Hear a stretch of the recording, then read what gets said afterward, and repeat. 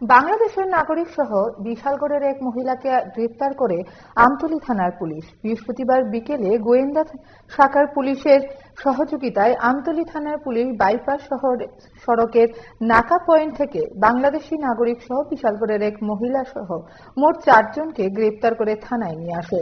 বিশালগড়ের ফিরোজা খাতুন নামে অভিযুক্ত মহিলার সাহায্যে বাংলাদেশ থেকে অবৈধভাবে আসা চান মিয়া, মমতা খাতুন এবং রিনা খাতুন কাজের উদ্দেশ্যে দিল্লি যাওয়ার জন্য আমতলী বাইপাস সড়ক থেকে আগরতলা রেল স্টেশনের দিকে যাচ্ছিল। ঠিক সেই সময় গোয়েন্দা শাখার পুলিশের সহযোগিতায় তাদের গ্রেফতার করে আমতলী থানার পুলিশ। বৃহস্পতিবার রাতে ধৃতদের বিরুদ্ধে আমতলী থানার পুলিশ একাধিক ধারায় মামলা নথিভুক্ত করে। শুক্রবার সমস্ত আইনের প্রক্রিয়ার মাধ্যমে আদালতে পেশ করা হয়।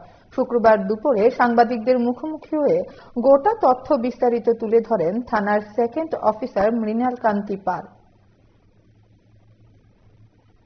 আমাদের গতকালকে বিকালবেলা নাকা চেকিংয়ের সময় আমরা 3 জন বাংলাদেশিকে অ্যারেস্ট করি এবং তাদের সাথে একজন ইন্ডিয়ান সাউথকে অ্যারেস্ট করি। তারা ইন্ডিয়াতে এসেছিল কাজের উদ্দেশ্যে। ঠিক আছে, তারা বিভিন্ন কোম্পানিতে গিয়ে কাজ করবে। আমরা ওদের ইন্টারভিউশনে জানতে পারলাম ওরা বাংলাদেশ থেকে দিল্লির উদ্দেশ্যে কাজের সন্ধান। সহযোগিতা করছিল তিনি থাকেন, ওনার বাড়ি বিশালগড়, ফিরোজা খাতুন, ওনাকে আমরা অ্যারেস্ট করেছি এবং টাকার লেনদেন কিছু হয়েছে এদের মধ্যে কাউরের সঙ্গে ওই ধরনের কোনো কিছু আমরা পাইনি।